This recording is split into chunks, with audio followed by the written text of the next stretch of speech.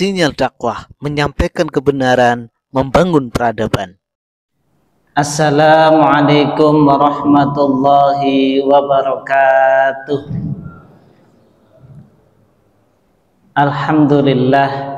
Alhamdulillahilladzi arsala rasulahu bil huda wa dinil haqq liyudhhirahu ala dini kullih wa kafa billahi syahida. Asyhadu an la ilaha illallah wahdahu la syarikalah wa asyhadu anna Muhammadan abduhu wa rasuluh. Allahumma shalli ala sayyidina Muhammad wa ala ali sayyidina Muhammad. Qala Allah ta'ala fi kitabihil karim, a'udzu billahi minasyaitonir rajim. Bismillahirrahmanirrahim. Ya ayyuhalladzina amanu udkhulu fis-silmi kaffah wa la tattabi'u khutuwatis syaitan innahu lakum aduwwum mubin. Wa qala Rasulullah sallallahu alaihi wasallam, khairun nas man tala umruhu wa hasuna amaluhu wa syarrun nas man tala umruhu wa sya'a amaluhu. Wa qala Rasulullah sallallahu alaihi wasallam, iqra'ul Qur'an fa innahu ya'ti yaumal qiyamah syafi'an li ashabih. Sadaqallahul azim wa sadaqa rasuluhun nabiyul karim wa nahnu ala dzalika minasyahidin wasyakirin, amma ba'd.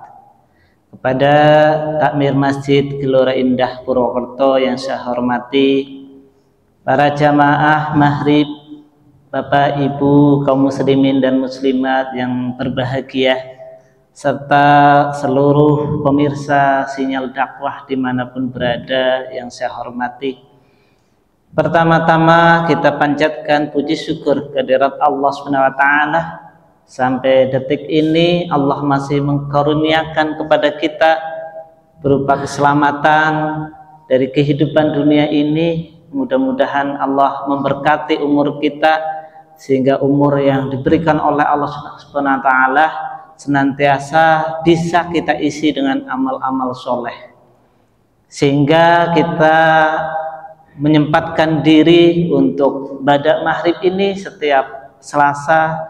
Kita mengkaji ayat-ayat Allah sebagai modal di dalam kita mempersiapkan bekal untuk kehidupan yang abadi, yang kita yakin bagi orang-orang yang beriman akhirat adalah lebih baik dari dunia dan kekal abadi, khairu wa abqa. Bapak Ibu yang saya hormati, alhamdulillah, salawat serta salam semoga tetap terlimpahkan kepada junjungan kita Nabi Agung Muhammad sallallahu alaihi wasallam yang dilahirkan di bulan Rabiul Awal ini. Semoga kelahiran beliau membawa keberkahan kepada kita semua yang sudah mengentaskan manusia minad dzulumati ilan nur, dari kegelapan jahiliyah kepada cahaya yang terang benderang. Dan semoga kita menjadi bagian dari orang-orang yang mendapatkan hidayah, cahaya, sehingga kita masuk ke dalam barisan umat Nabi Muhammad SAW. Inilah yang disebut karunia yang paling agung. Laqad manallahu 'alal mu'minina idz ba'atsa fihim rasulan min anfusihim yatlu 'alaihim ayatihi wa yuzakkihim wa yu'allimuhumul kitaba wal hikmah wa in kanu min qablu lafi dhalalim mubin. Sungguh karunia yang sangat agung bagi orang-orang yang beriman ketika Allah mengutus seorang rasul dari kalangan kita manusia, yaitu Nabi Muhammad SAW, yang membacakan ayat-ayat Al-Quran, mensucikan jiwa kita dan mengajarkan kitab dan hikmah.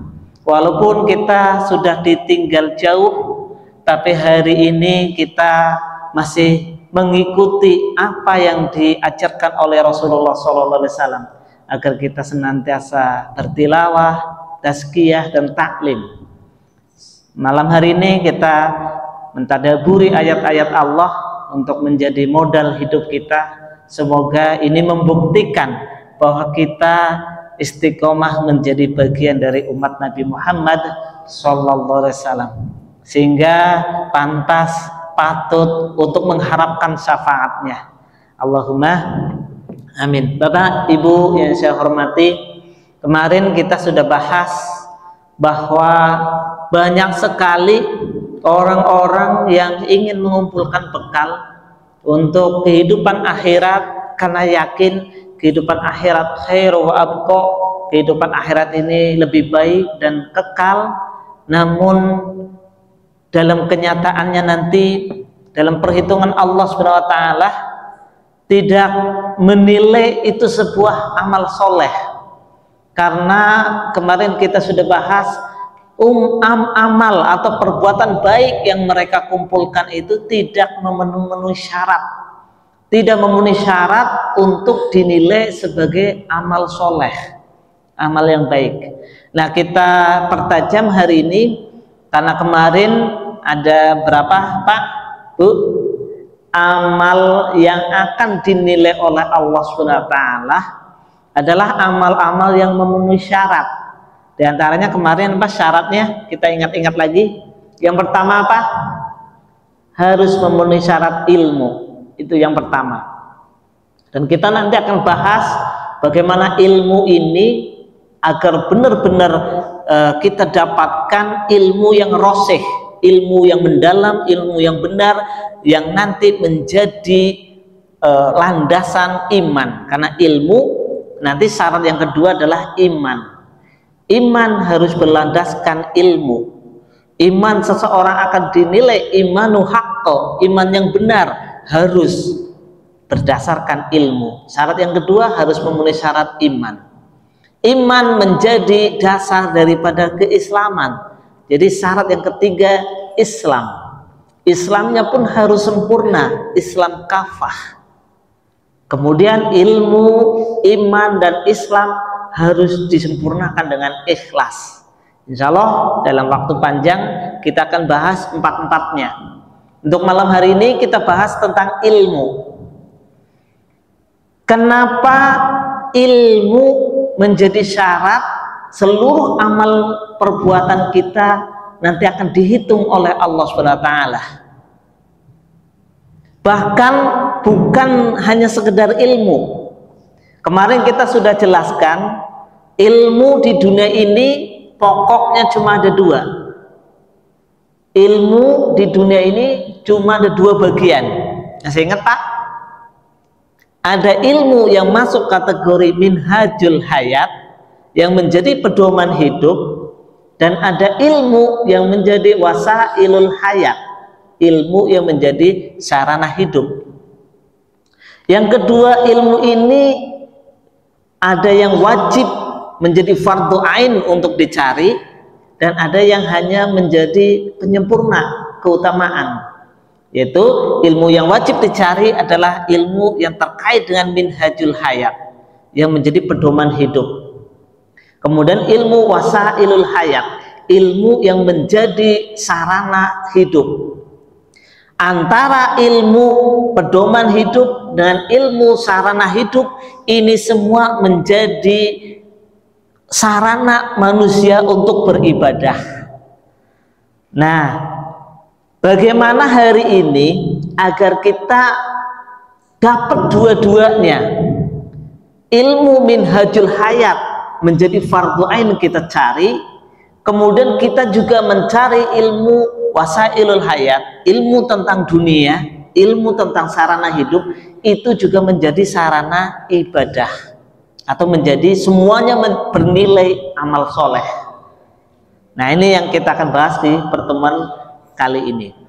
Kenapa? Karena banyak sekali orang yang berbuat amal-amal yang bisa dilihat seperti amal akhirat, berbuat untuk amal akhirat, tapi dinilai oleh Allah itu amalan dunia. Artinya apa?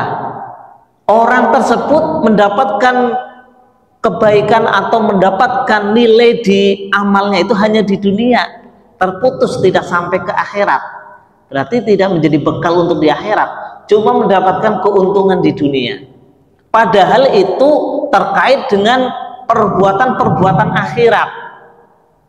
Tapi ada juga orang-orang yang sepertinya dia berbuat seperti perbuatan dunia, tetapi bernilai akhirat juga, dan dia mendapatkan keuntungan dunia dan keuntungan akhirat. Nah, ini yang akan kita bahas di pertemuan malam hari ini. Saya mengutip dari kitab Ta'limul Muta'alim yang ditulis oleh Syekh Burhanuddin Az-Zarnusi atau Imam Zarnusi, yang insya Allah sudah populer di kalangan para santri ataupun para pencari ilmu, yang di sini menjelaskan bagaimana di dalam kita mencari ilmu agar ilmu ini berhasil, atau yang kita bahas agar ilmu ini nanti menjadi salah satu syarat agar amal-amal kebaikan kita dinilai oleh Allah Subhanahu wa taala. Nah, poin penting, poin pertama di dalam kita mencari ilmu, kesalahan paling besar baik itu ilmu minhajul hayat maupun ilmu wasailul hayat, kesalahan pertama yang itu menjadikan semua ilmunya tidak bermanfaat, itu pertama dari kesalahan di dalam tujuan mencari ilmu. Nah, atau niat mencari ilmu ini nanti yang akan membatalkan seluruh aktivitas kita ya. Ketika tujuan mencari ilmunya saja sudah salah, maka nanti hasil akhir dari ilmu yang didapatkan itu pun akan menjadi salah. Saya ambil dari kitab Ta'limul Muta'alim, Al-Imam Az-Zarnusi mengatakan, ini faslun fin niyati halal ta'alum, pasal tentang niat di dalam mencari ilmu. Summa la buddha, lalu wajib lahu baginya muta'alim, orang yang mencari ilmu, minan niyati, dari niat, fi zamani ta'allumil ilmi, di masa menuntut ilmu. Idzin nayatu, karena niat, ia adalah al aslu, pokok, fi jami'il ahwali, dalam semua keadaan. Liqaulihi, karena sabda Nabi Muhammad sallallahu alaihi wasallam, innamal a'malu, sesungguhnya seluruh amal perbuatan bin niyati, itu tergantung niatnya. Hadis sahih. Imam Az-Zarnusi mengawali pasal tentang niat untuk mencari ilmu ini menjadi penting, karena nanti seluruh amal perbuatan manusia akan dinilai pertama dari awal niatnya, dan niat ini menjadi tujuan besar di dalam kita mencari ilmu.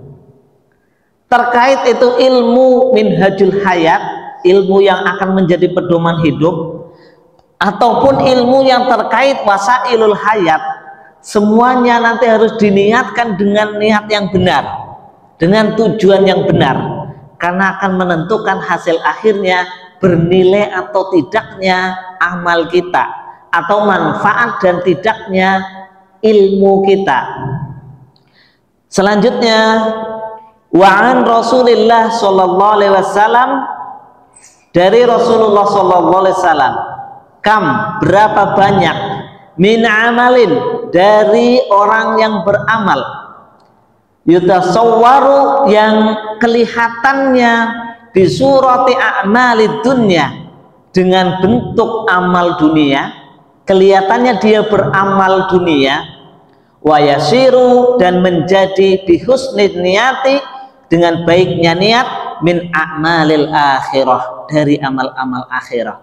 Berapa banyak orang yang berbuat amal dunia, kelihatan amal dunia, karena baiknya niat itu menjadi amal akhirah.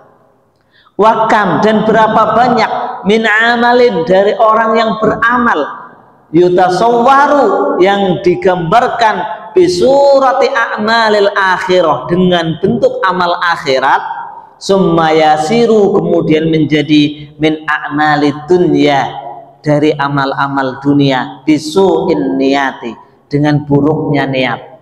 Berapa banyak orang berbuat amal akhirat, kelihatan seperti amal akhirat. Dia sholat, dia membaca Quran, dia pokoknya perbuatan yang kelihatan itu amal akhirat, tapi hanya bernilai di dunia. Kenapa? Karena buruknya niat. Dan ini dijelaskan juga di dalam Al-Quran yang senada dengan hadis tadi. Surat ke-42, surat Asy-Syura ayat ke-20. A'udzubillahi minasyaitonirrajim. Bismillahirrahmanirrahim. Man kana yuridu harsal akhirah nazid lahu fi harsih wa man kana yuridu harsad dunya nutihi minha wa ma lahu fil akhirati min nasib. Barang siapa menghendaki keuntungan di akhirat, akan kami tambahkan keuntungan itu baginya. Dan barang siapa menghendaki keuntungan di dunia, kami berikan kepadanya bagian darinya keuntungan dunia, tetapi dia tidak akan mendapatkan bagian di akhirat. Nah, barang siapa yang beramal mengharapkan keuntungan dunia, Allah beri sedikit keuntungan di dunia.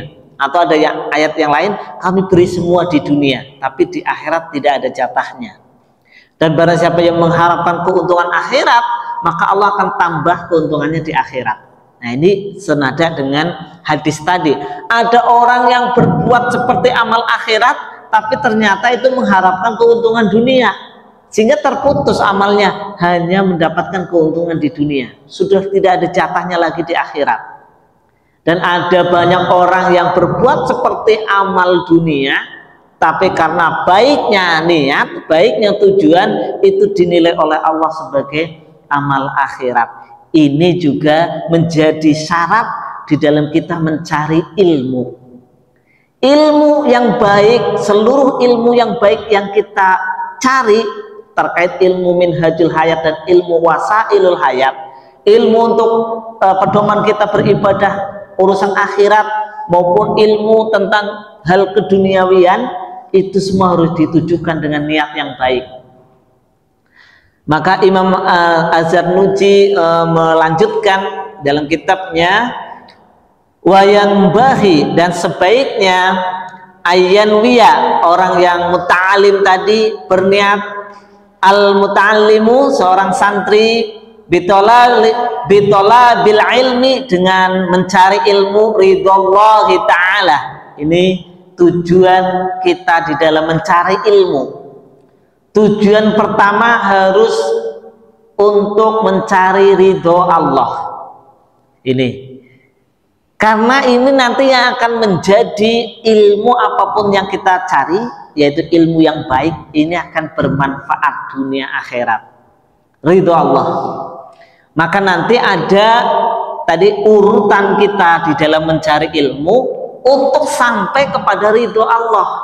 Maka kemarin kita sampaikan, ilmu wasailul hayat tanpa minhajul hayat, tanpa pedoman hidup, tidak akan mungkin sampai kepada ridho Allah. Akan terpisah selamanya, tidak akan bernilai ilmu yang didapatkan, karena hanya terkait dengan urusan duniawi. Sementara untuk mendapatkan semua ilmu yang kita dapatkan bernilai di hadapan Allah, harus mengetahui tentang pedoman hidup, ilmu tentang pedoman hidup agar sampai kepada ridho Allah. Karena kita harus tahu kenapa kita harus mencari ridhonya Allah. Siapa Allah? Kenapa harus kita cari ridhonya? Bagaimana caranya kita mencari ridho Allah? Ternyata perjalanan panjang untuk sampai kepada ridho Allah. Maka Allah mengajarkan Nabi Muhammad di dalam surat Toha ayat 114, di penghujung ayatnya Rasulullah suruh berdoa, waqur rabbi zidni ilma. Ya Allah, katakanlah, tambahkanlah ilmu, tambahkanlah aku ilmu. Itu doa Nabi Muhammad kepada Allah agar senantiasa ditambahkan ilmu. Rabbi zidni ilma. Kenapa?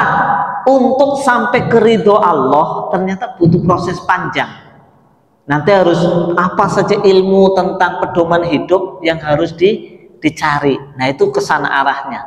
Tidak serta merta, ya, tidak serta merta seluruh amal kita langsung dinilai. Ibarat orang kerja, orang bekerja itu akan mendapatkan gaji. Gaji itu nilai dari pekerjaannya, itu harus proses panjang untuk bisa dinilai kerjaannya. Masuk kerja dulu melalui berbagai tes, ya, melalui berbagai screening, tes demi tes dia lalui agar masuk nominasi menjadi karyawan yang dibutuhkan. Setelah menjadi karyawan dia harus bekerja maksimal agar kerjaannya dinilai oleh bos, oleh pabrik atau oleh perusahaan, oleh instansi yang dia bekerja. Setelah dia bekerja maksimal, memenuhi syarat dari awal sampai akhir, baru dia diberi gaji. Itu dalam hal urusan dunia. Sama dengan urusan akhirat pun harus memenuhi proses panjang. Yang tadi disebutkan, orang yang mencari ilmu, landasan pertama tujuannya adalah ridhollahi ta'ala. Itu yang pertama, ya. Nanti kita catat.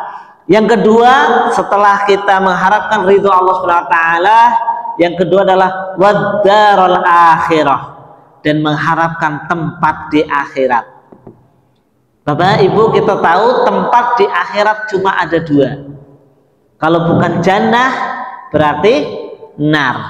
Kalau bukan surga berarti neraka. Berarti orang yang berilmu pasti mengharapkan tempat yang terbaik, yaitu surga. Jadi kita mengharapkan keselamatan di akhirat, mencari ilmu yang baik untuk mendapatkan kebahagiaan di akhirat. Waddarul akhirah, itu yang kedua. Kemudian yang ketiga, wa izalatal jahli, dan menghilangkan kebodohan an nafsihi, dari dirinya, wa an sairil juhali, dan dari orang-orang yang bodoh. Jadi niat mencari ilmu karena kita ingin menghilangkan kebodohan diri kita, itu yang pertama. Dan kalau kita sudah tahu ilmunya, kita juga nanti bisa menghilangkan kebodohan orang lain, berarti kita bisa mengajarkan kepada yang lain. Tapi yang proses pertama adalah an nafsihi, menghilangkan kebodohan dirinya, baru nanti menghilangkan kebodohan orang lain. Jadi tadi ridho Allah, kemudian tempat terbaik di akhirat, kemudian menghilangkan kebodohan. Berarti kebodohan di sini bukan hanya urusan dunia. Justru sepandai apapun urusan dunia, ketika dia tidak mengenal Tuhannya, maka itulah orang yang disebut bodoh. Zaman jahiliyah, sebelum diutusnya Nabi Muhammad, disebut zaman jahiliyah. Bukan orangnya bodoh-bodoh ilmu pengetahuan, bukan. Karena Abu Jahal yang disebut bapaknya bodoh, itu julukannya Abul Hakam. Namanya Amr bin Hisam. Itu orang pandai, orang jenius. Bahkan dipanggilannya Abul Hakam, bapaknya hukum di Mekah, karena dia sebagai penguasa di Mekah.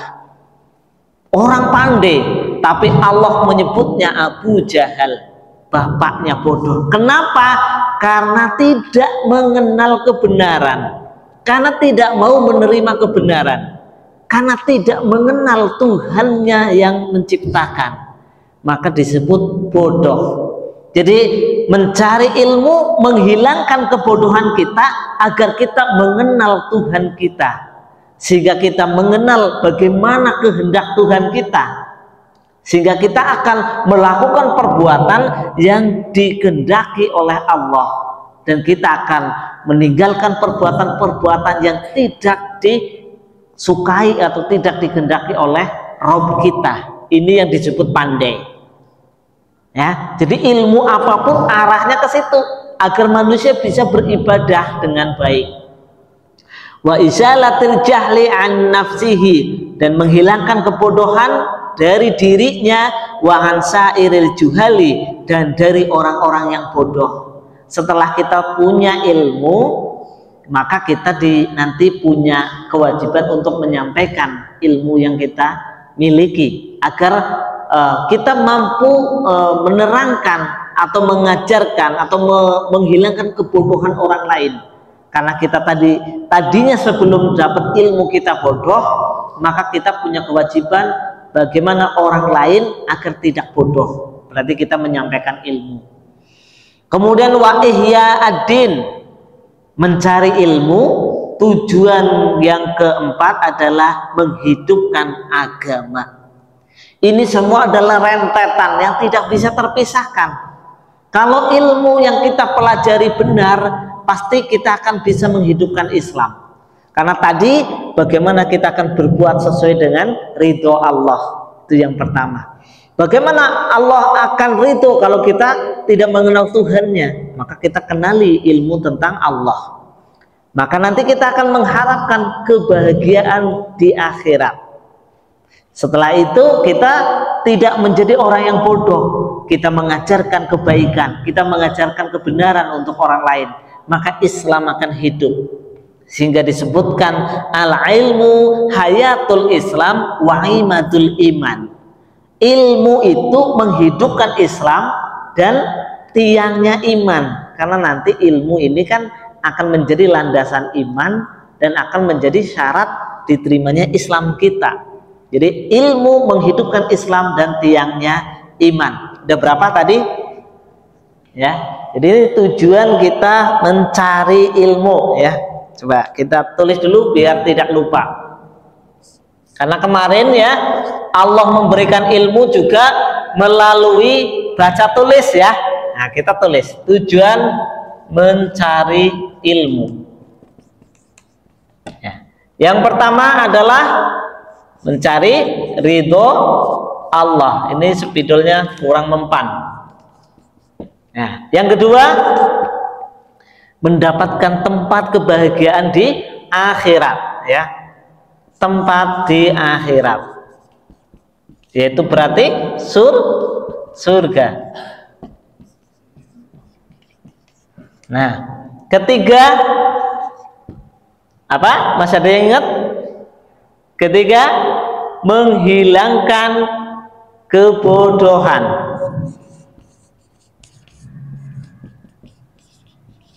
Menghilangkan kebodohan.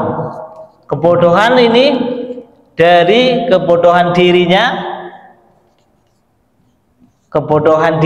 dan orang lain.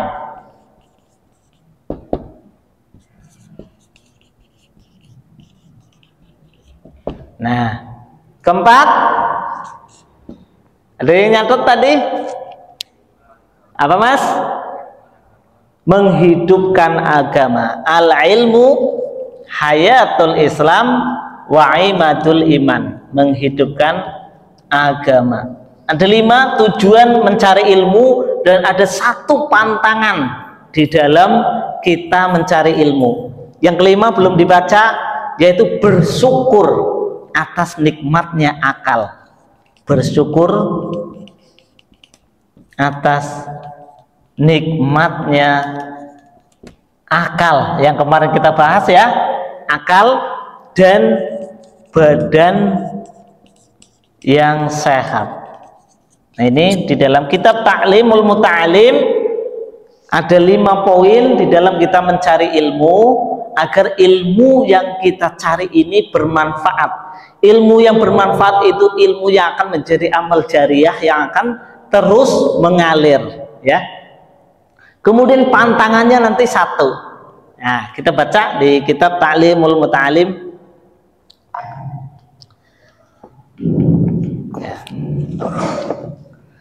Yang keempat tadi, wa yanwiya bihi syukra ala ni'matil aqli wa syihatil badan. Wa yanwiya, dan niat bihi dengannya asyukra, syukur ala ni'matil aqli, atas nikmat akal, wasihatil badan, dan sehatnya badan. Ini tadi yang kelima, bersyukur atas nikmat akal dan badan yang sehat. Alhamdulillah manusia diberikan kelebihan oleh Allah SWT berupa akal yang tidak dimiliki oleh makhluk yang lain. Maka wujud kita bersyukur atas nikmatnya akal, kita gunakan akal ini untuk mencari ilmu yang bermanfaat untuk ibadah. Ini yang pertama, ya. Setelah kita itu bersyukur atas nikmatnya badan sehat, ya, sehatnya badan kita gunakan untuk mencari ilmu agar nanti kita bisa beramal dan kita bernilai amalnya, kita mendapatkan keberkahan dari umur kita. Nah, ini 5 tujuan atau niat di dalam mencari ilmu yang kalau kita lakukan ini, setiap ilmu yang bermanfaat, yang baik itu pasti akan bernilai di hadapan Allah SWT. Dan nanti seluruh amal perbuatan kita yang tadi disebutkan di awal, walaupun kita seperti mengamalkan kehidupan atau beramal seperti perbuatan dunia, tapi Allah catat itu amalan akhirat juga. Tapi kalau tanpa ilmu yang tujuannya seperti ini, kita bisa jadi sholat, membaca Quran dan amalan-amalan akhirat, tapi dinilai oleh Allah seperti amalan dunia, rugi. Nah, termasuk kesalahan besar di dalam orang mencari ilmu itu juga ingin mendapatkan kenikmatan dunia atau keuntungan dunia. Nah, ini pantangan terbesar bagi orang yang mencari ilmu adalah karena ingin kenikmatan dunia ataupun perhiasan dunia dan seisinya, ya. Ini disebutkan wala yanwiya, dan tidak boleh niat bihi dengannya, dengan ilmu itu, ikbalan nasi, akan datangnya manusia, walastijlaba khutamid dunya, dan tidak niat menarik harta dunia, wal karamati, dan kemuliaan, indal sultani, di hadapan penguasa, wa khairihi, dan selain penguasa. Ini pantangan di dalam kita mencari ilmu. Kita tidak boleh mengharapkan keuntungan dunia ataupun mendapatkan kemuliaan dari orang, baik orang itu penguasa maupun bukan penguasa.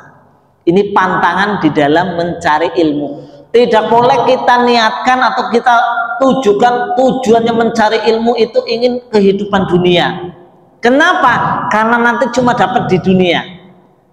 Berarti kesalahan terbesar kita sekolah, ya, itu karena kita ingin mengharapkan kehidupan dunia, dapat ijazah, dapat gelar, kemudian dapat pekerjaan, kemudian dapat gaji yang besar, dapat penghormatan dari manusia, maka itu semua sudah didapatkan nanti di dunia. Ketika di akhirat ditanyakan, wahai orang alim, wahai orang yang berilmu, kenapa kamu ingin masuk surga? Saya sudah belajar sedemikian lama, kemudian saya mengamalkan ilmunya. Ketika ditanya oleh, kenapa? Apa betul kamu benar-benar mengamalkan ilmunya? Tidak. Kamu sudah mendapatkan apa yang kamu minta, apa yang kamu inginkan di dunia, penghargaan manusia. Maka orang alim ini masuk neraka yang pertama. Ini resiko kalau berangkat dari tujuan mencari ilmunya sudah tidak benar. Kalau sudah tidak pas, hati-hati kita orang-orang yang sedang mencari ilmu, terutama para santri dan bapak ibu yang senantiasa ingin terus belajar menyempurnakan ibadah kita. Berarti kita juga muta'alim, kita orang yang mencari ilmu. Karena Rasulullah menyampaikan, kun aliman, jadilah kamu orang yang berilmu. Kalau kita merasa belum cukup ilmunya, dan sebaik-baik orang yang justru merasa bodoh, merasa belum cukup ilmunya, au muta'aliman, jadilah engkau orang-orang yang mencari ilmu. ausailan, atau minimal bertanya tentang ilmu. Kalau kita mau melaksanakan sesuatu tidak tahu, kita bertanya dulu. Wala takun jahilan, janganlah kamu jadi orang yang bodoh, fatahliku, karena orang yang bodoh nanti akan celaka. Nah, tapi dalam kita mencari ilmu, kita harus tujuannya ini, yang 5 ini. Tujuannya mencari ridho Allah, mendapatkan tempat kebahagiaan di akhirat, yaitu surganya Allah SWT, kemudian menghilangkan kebodohan diri kita dan kebodohan orang lain, kemudian menghidupkan agama dengan Islam, menghidupkan agama dengan ilmu kita, kemudian bersyukur atas nikmat akal dan badan yang sehat. Tidak boleh, pantangannya tidak boleh diniatkan untuk mendapatkan kemudahan atau kehormatan di dunia, kenikmatan di dunia. Rasulullah SAW bersabda, ini dari Abu al-Sa'id Ahmad bin Miqdam al-Ijli al-Bashri, ya, menceritakan kepada kami, Umayyah bin Khalid menceritakan kepada kami, Ishaq bin Yahya bin Talhah menceritakan kepada kami, Ibnu Ka'ab bin Malik menceritakan kepadaku dari ayahnya, dia berkata, aku mendengar Rasulullah SAW bersabda, siapa saja yang menuntut ilmu agar ia diperlakukan sebagai orang yang pandai atau ulama atau orang yang alim, atau untuk berbantah, berdebat dengan orang-orang yang bodoh, atau untuk menarik perhatian orang, maka Allah akan memasukkannya ke dalam neraka. Itu tadi hadis yang saya bacakan, orang yang di akhirat yang mengaku berilmu malah dia masuk neraka pertama, karena ilmunya tadi tidak ditujukan untuk mencari ridho Allah, tapi untuk mendapatkan popularitas di dunia, untuk mendapatkan gelar jabatan, harta, dan urusan dunia, maka diberikan di dunia oleh Allah SWT dan tidak ada bagiannya di akhirat. Bahkan disebutkan oleh Rasulullah tidak akan mencium bau surga. Dari Abu Hurairah, ya, an Abi Hurairah qala Rasulullah sallallahu alaihi wasallam, man ta'allama ilman mimman yumtaghu bihi wajhullahi azza wa jalla la yata'allamuhu illa liyusiba bihi aradan min dunya minad dunya lam yajid arfal jannata yaumal qiyamati, yakni rihaha. Dari Abu Hurairah, hadis ke 3664, dia berkata, Rasulullah SAW bersabda, siapa yang mempelajari ilmu yang seharusnya ditujukan karena Allah, sedangkan dia mempelajarinya karena ingin meraih kesenangan duniawi, maka pada hari kiamat dia tidak akan pernah mencium bau surga. Sahih Ibnu Majah nomor 252. Ini pantangan, satu pantangan bagi orang yang mencari ilmu. Kita tidak boleh mencari ilmu karena menghendaki kesenangan dunia, kehidupan dunia, atau urusan dunia. Kita tetap niatkan untuk mencari ridho Allah SWT, tempat di akhirat yang terbaik, menghilangkan kebodohan dan menghidupkan agama Islam dengan ilmu kita, bersyukur atas nikmat Allah dan badan yang sehat. Ini yang diajarkan oleh Allah dan Rasulnya, agar Allah terus menambah ilmu kita. Wa qur rabbi zidni ilma, ya Allah tambah aku ilmu, ya Allah tambah aku ilmu, sehingga kita akan semakin berilmu, semakin mengenal Allah, sehingga kita semakin mengharapkan ridho Allah SWT, semakin kita tahu tadi hal-hal yang tidak diridhoi oleh Allah SWT. Inilah insya Allah ilmu yang berhasil, ilmu yang akan membawa manfaat, ilmu yang akan membuat amal kita bernilai di hadapan Allah SWT. Demikian, masih ada waktunya? Cukup ya? Tidak ada pertanyaan? Cukup? Ya. Mudah-mudahan bermanfaat apa yang kita sampaikan. Sejatinya kita semua adalah muta'alim, sejatinya kita semua adalah para pencari ilmu, karena ilmu Allah SWT sangatlah luas. Sekiranya ranting-ranting di bumi ini dijadikan pena, lautan dijadikan tinta untuk menulis ilmunya Allah SWT, maka tidak akan cukup. Bahkan ditambah 7 lautan setelah keringnya, itu tidak akan cukup untuk menulis ilmu Allah. Maka kita terus mencari ilmu dan kita berupaya berusaha untuk mengamalkan dengan amal-amal terbaik. Demikian, banyak kekurangan saya mohon maaf. Akhirul kalam, wabillahi taufiq wal hidayah, waridho wal inayah. Wassalamualaikum warahmatullahi wabarakatuh.